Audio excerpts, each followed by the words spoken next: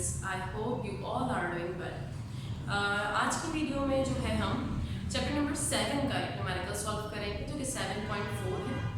ये न्यूमेरिकल काफ़ी कॉम्प्लेक्स है और आपको जो है किसी हद तक काफ़ी डिस्ट्रैक्ट भी कर सकता है।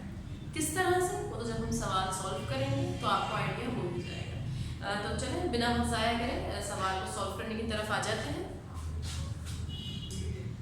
ये आपके पास आपका सवाल मौजूद है। A string 2 meter long is used to drill a 200 gram stone। हम इसे स्टेप बाय स्टेप करते जाते हैं।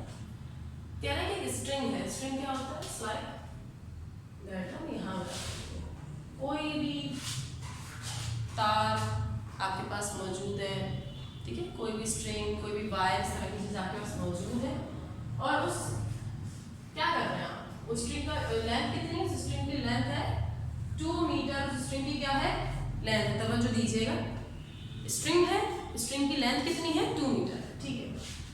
और तब लॉन्ग है, ठीक है, लंबा है, लेंथ दी है। It's used to drill. अब एक वर्ड यहाँ पर है, ऐसे मैं बस यहाँ क्रॉस करूंगी।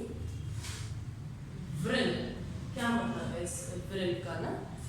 अभी यहाँ रुक जाइएगा। अब जाहिर सी बात है मोस्ट ऑफ द स्टूडेंट्स को जो है वो नॉलेज नहीं होती कि क्या वोकैबुलरी है, कितनी टफ है, कितनी चेंज वोकैबुलरीज है, नहीं होता। तो इस वर्ड का हम आइडिया नहीं लगा पाए। इसीलिए हम कहते हैं कि पेपर, पास पेपर के आप जो है जितने भी न्यूमेरिकल्स बोर्ड में है एटलीस्ट रीड आउट करें कि सवाल किस तरह से आपसे पूछा जाता है, आपको उसका आइडिया हो जाए। फिर आप ये वर्ड आया, आपने इसे इग्नोर किया because you don't know the meaning of that vocab. ठीक है, अगर आप प्रैक्टिस करेंगे तो यकीनन आपको जो है इन छोटी मोटी चीज़ों के मायने पता होंगे। पर मैं सपोज करा रही हूँ कि डिस्ट्रैक्ट किस तरह से कर सकते हैं इनकेस अगर आपको इस वोकैब की मीनिंग मालूम ना हो। चलिए तो एक चीज़ हुई, खाली इसकी बिहाफ पर मैं ये नहीं कह रही कि डिस्ट्रैक्ट करेगा, और भी बहुत सारी चीज़ें जिसकी बिना पर हम ये कह रहे हैं कि ये क्वेश्चन हमें काफ़ी डिस्ट्रैक्ट करेगा। किस तरह से?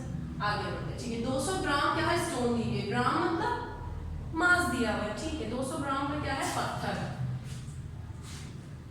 ठीक है, डेटा में हमें क्या गिवन था? 2 मीटर लेंथ मौजूद थी, ठीक है। स्ट्रिंग है जिसकी लेंथ कितनी है? 2 मीटर है। तो ये मेरे पास एक लेंथ मौजूद है, मैं इसे किस तरह से लिखूं? मैंने इसे एल से रिजेंबल कर दिया। ओके, ठीक है, डन। आगे मुझसे कहा गया कि मुझे मास दिया हुआ, एक स्टोन दी गई है, एक पत्थर जो है वो किससे बंधा हुआ है? इस स्ट्रिंग से बंधा हुआ है। कह रहे हैं कि स्ट्रिंग है 2 मीटर लॉन्ग है जिसे मैं इस्तेमाल कर रहा हूँ ड्रिल करने में 200 ग्राम के पत्थर को। ठीक है, मैं आपको एक चीज बताती हूँ। ड्रिल का मतलब होता है चक्कर घुमाना, चीज को घुमाना, खुद से घुमाना। लेट्स सपोज समटाइम आपके पास जो है वो कीज होती है, तो की का जो मतलब की जिसमें होल्ड की भी होती है, जो एक रिंग लाइक स्ट्रक्चर बना होता है, आप वो रिंग ऐसे फिंगर में पुट कर और फिर उसे क्या करें? ऐसे घुमाएं। तो किसी चीज को ऐसे चक्कर घुमाना कहलाता है ड्रिल करना। कोई गाड़ी आप किसी राउंड अबाउट से 1 टाइम 2 टाइम क्या कर रहे हैं? आप घुमा रहे हैं, चक्कर घुमा रहे हैं, तो उसे कहते हैं ड्रिल। चक्कर घुमाना मतलब ड्रिल करना, घुमाना चीज।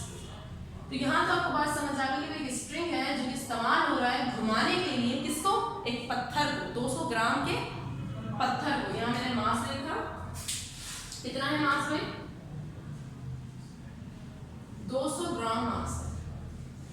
पर यहाँ पे मास लिखते ही हमें एक चीज का एहसास हुआ, और ये एहसास हुआ कि मास तो जो है वो हम लेते ही नहीं ग्राम में। हम मास को किस में कैलकुलेट करते हैं? हमने कन्वर्जन के चैप्टर में चीज पढ़ी है, एमकेएस सिस्टम इंटरनेशनल के तहत एमकेएस हम लेते हैं। एम इज फॉर लेंथ, के is for mass kilogram, and S is for time second. ठीक है, तो ये ग्राम में कभी नहीं दिया जाएगा किसी सूरत, ये किस में दिया जाएगा? किलोग्राम में। ये सिस्टम इंटरनेशनल की यूनिट में हमें इसे कन्वर्ट करना होगा, कि हम अपनी कैलकुलेशन उन्हीं यूनिट्स में करते हैं।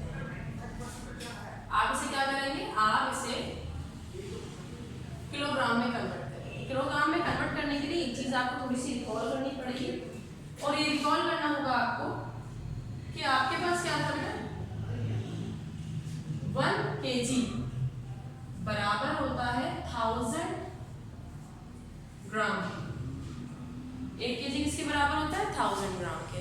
हम बड़े से छोटे यूनिट में क्या कर रहे हैं? कन्वर्ट कर रहे हैं। अगर आप बड़े से छोटे यूनिट की तरफ जा रहे हैं तो आप इस वैल्यू को क्या करवाएंगे?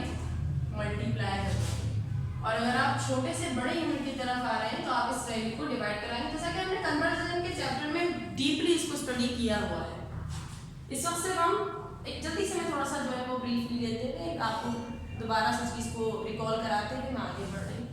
हमें ग्राम से किलोग्राम में जाना है, तो ग्राम छोटा है यूनिट है और किलोग्राम बड़ा है। तो जब छोटे से बड़े यूनिट में आते हैं तो हम कराएंगे डिवाइड। ठीक है भैया, मैं 200 को क्या कराऊंगी, डिवाइड कराऊंगी, किससे कराऊंगी, 1000 से।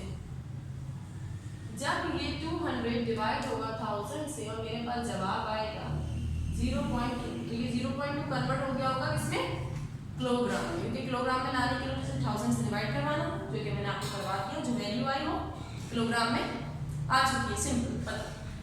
यहाँ आपने ग्राम में कन्वर्जन कर ली। फिर अपने क्वेश्चन की तरफ वापस आते हैं। स्ट्रिंग है जो कि 2 मीटर लंबा है। ड्रिल मतलब घुमाना, चीज को घुमाने के लिए इस्तेमाल हो रहा है। किस चीज को घुमा रहा है ये, किस चीज को घुमा रहा है, 200 ग्राम के पत्थर को घुमा रहा है। घुमाने के लिए यकीनन उस पत्थर का उस स्ट्रिंग में बंधा होना जरूरी है, टाई होना जरूरी है, वरना घूमेगा कैसे। सपोज कर लीजिए ये आपके पास वो स्टोन मौजूद है, ये है वो स्टोन जिसका वजन कन्वर्ट करने के बाद 0.2 kg, ठीक है सॉरी, ठीक है 0.2 kg क्या है इस पत्थर का वजन है। कह रहे हैं अब ये जो पत्थर घूम रहा है ना, एक हॉरिजॉन्टल वे में सर्किल बना रहा है, ठीक है। Stone string 2 metre long, string जो 2 मीटर लंबा है, वो इस्तेमाल हो रहा है घुमाने में, किसको, 200 ग्राम के पत्थर को घुमाने में इस्तेमाल हो रहा है। ठीक है, इस तरह से आप लोग लंगड़ वगैरह नहीं बनाते, पतंग वगैरह पकड़ने के लिए मांझे वगैरह के दूसरे का जो है मांझा आपके लंगड़ में फंस जाए तो आप उसको खींच लें, करते तो वो बहरहाल। फिर ये आपके पास ये वैल्यू आ गई। कह रहे हैं कि ठीक है वो घुमाने के लिए इस्तेमाल हो रहा है, तो घूम कैसे रही है चीज, कह रहे हैं हॉरिजॉन्टल सर्किल में घूम रही है। हॉरिजॉन्टल आपके पास ये एंगल होता है, ठीक है। हॉरिजॉन्टल सर्किल में आपके पास चीज है, जाहिर सी बात है मैं 3D स्ट्रक्चर आपको नहीं बना के दिखा सकती, तो मैं एक जनरल सा स्ट्रक्चर आपके सामने बना देती हूँ कि भाई एक सर्किल में चीज क्या हो रही है, घूम रही है। सपोज आपको पढ़ना है हॉरिजॉन्टल वे में घूम रही है, मैं जाहिर 3D स्ट्रक्चर बोर्ड पे तो नहीं बना सकती। ओके, ये रहा ये पॉइंट, ये रहा स्टोन, चीज क्या हो रही है, यहाँ से आपने टाइटली पकड़ लिया इसको और अब आप क्या कर रहे हैं, इस चीज को घुमा रहे हैं। तो जिस पॉइंट को आपने पकड़ लिया है ना, वो आपका कहलाएगा एक्सिस, और जिस जगह से स्टोन क्या कर रहा है, घूम रहा है, वो आपकी सरफेस कहलाएगी, मतलब जहाँ पे पूरा सर्किल बन रहा है। ट्राई टू अंडरस्टैंड दिस ना, मैं इसे नोट करती हूँ ताकि आप जो है वो बेटर अंडरस्टैंड इसको कर सकें, ठीक है ना। आप ये इस चीज को तवज्जो से देखिएगा। ये स्ट्रिंग है, स्टोन बंधा हुआ है, यहाँ से आपने इसे टाई कर लिया, कस के पकड़ लिया, फिर आपने इसे घुमाना शुरू कर दिया, ये क्या बना, एक सर्किल बन गया, सर्किल बन गया। सर्किल में मौजूद लेंथ को हम एल तो कंसिडर नहीं करते, उसे हम रेडियस बोलते हैं। यानी कि जो 2 मीटर आपको मिला है, जो 2 मीटर लंबा स्ट्रिंग आपको मिला है, वो आपकी लेंथ नहीं है, वो आपका रेडियस है। एक्चुअली वो लेंथ ही है, बट जब आप उसको सर्किल में रोटेट करना शुरू कर देंगे तो फिर वो लेंथ नहीं रही, वो रेडियस बन जाता है। तो हम यहाँ 2 मीटर को लेंथ नहीं रेडियस कंसिडर करेंगे। आई होप कि यहाँ तक बात आपको क्लियर हो गई। ठीक है, आगे बढ़ते हैं। किस रफ्तार से आप उसे घुमा रहे हैं, स्पीड का यूनिट होता है v, क्या रफ्तार है, क्या स्पीड है, 2 मीटर पर सेकेंड।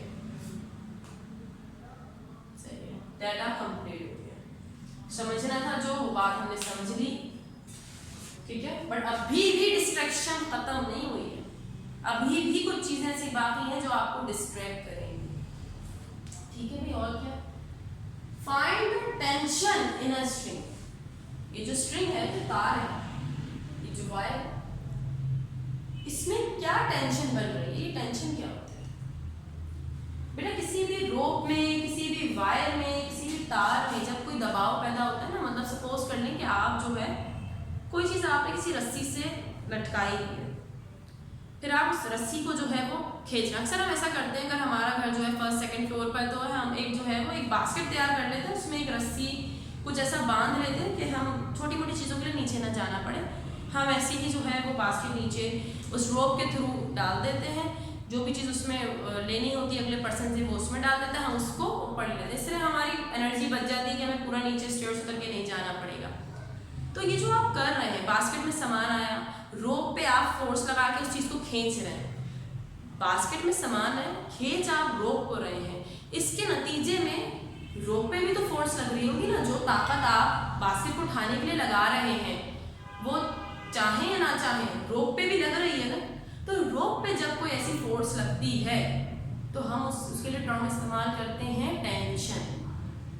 है फोर्स ही है, सिंपल फोर्स ही, बट हम टर्म इस्तेमाल करते हैं टेंशन की। लाइक इमोशनली जब आपको कोई फोर्स मिलती है, इमोशनली कोई आपको जो है जहनी दबाव होता है या इमोशनली आपको जो है कोई दबाव दिया जाता है, तो हम उसके लिए टर्म इस्तेमाल करते हैं स्ट्रेस, कि मुझे बहुत स्ट्रेस हो रहा है। इसी तरह से है फोर्स ही, वो भी एक फोर्स है, दबाव है ना, फोर्स है, बट हम उसके लिए टर्म इस्तेमाल कर रहे हैं स्ट्रेस। इसी तरह से यहाँ पर हम जो फोर्स, जो दबाव स्ट्रिंग पर पैदा हो रही है, स्ट्रिंग पे लग रही है, उसके लिए हमने क्या वर्ड इस्तेमाल किया, टेंशन। बट ये है सिंपली फोर्स ही। तो आप रिक्वायरमेंट में क्या लिखेंगे कि आपको टेंशन ही ढूंढनी है जो स्ट्रिंग पे लग रही है, तो आप रिक्वायरमेंट में लिखेंगे टी, टेंशन है, टेंशन का सिंबल टी है, बराबर है एफ के, और ये हमें मालूम करना है। क्लियर? चेक कर कोई पता चल जाएगा कि बच्चे के कॉन्सेप्ट पूरे क्लियर है, वो जानता है टेंशन जो है वो फोर्स को ही कहते हैं। तो इसने यहाँ पर इसे फोर्स मेंशन कर दिया, सिंपल। अब कंफ्यूजन सब खत्म, जितनी भी डिस्ट्रक्शन थी। अच्छा, ये डिस्ट्रक्शन आपने नोट किया कि ये तमाम डिस्ट्रक्शन आपको किस चैप्टर के एनवायरनमेंट की तरफ लेके जा रही थी? मतलब अगर डिस्ट्रैक्ट होते तो कहीं ना कहीं तो पहुंचते ना। कोई आपको मिसगाइड करे, आप कोई रास्ता पूछे, कोई और रास्ता बताए, तो आप उसी रास्ते पे चलेंगे, कहीं तो पहुंचेंगे ना। तो अगर आप डिस्ट्रैक्ट हो जाते तो आप कहाँ पहुंचते? थोड़ा सा आइडिया लगाइए।